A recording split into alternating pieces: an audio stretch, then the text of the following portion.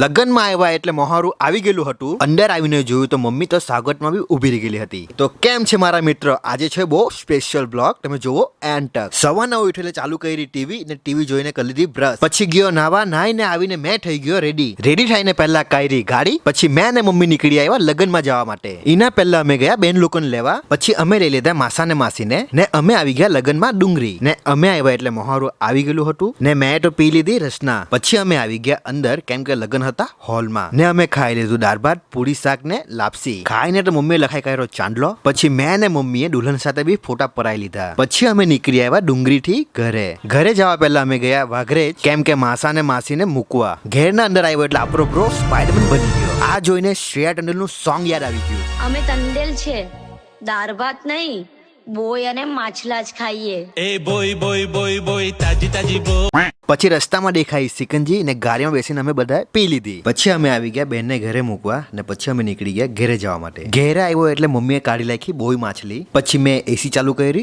ને સુઈ ગયો. સાંજે અમે પાછા રેડી થઈ ગયા લગ્નમાં જવા માટે. જાન આવવાની હતી એટલે અમે પહોંચી ગયા ડુંગરી લગ્નમાં. જાન આવવા પહેલા અમે પહોંચી ગયા એટલે મમ્મી અને પપ્પાએ આપી દીધું દુલ્હનને પ્રેઝન્ટ. પછી અમે દોસ્તારના ટાઈમ પાસ કરતા હતા ત્યારે જ આવી ગઈ જાન આવી ગઈ. પછી ચાલુ થઈ ગયા લગ્ન લેવાના, ને અમે બધાને લાગી ગઈ ભૂખ. પછી ખાવાનું લીધું ને બધા સાથે બેસીને ખાઈ લીધું. પછી મને મળી ગયા મારા ગામના દોસ્તાર લોકો, એમને મળ્યો ને અમે પછી નીકળી આવ્યા ઘરે જવા માટે. તો તમે બધાને મારો વિડીયો સારો લાગ્યો હોય તો ઇન્સ્ટા પર ફોલો ને યુટ્યુબ પર સબસ્ક્રાઇબ કરીને જાજો. તો મળીએ પાછા કાલે.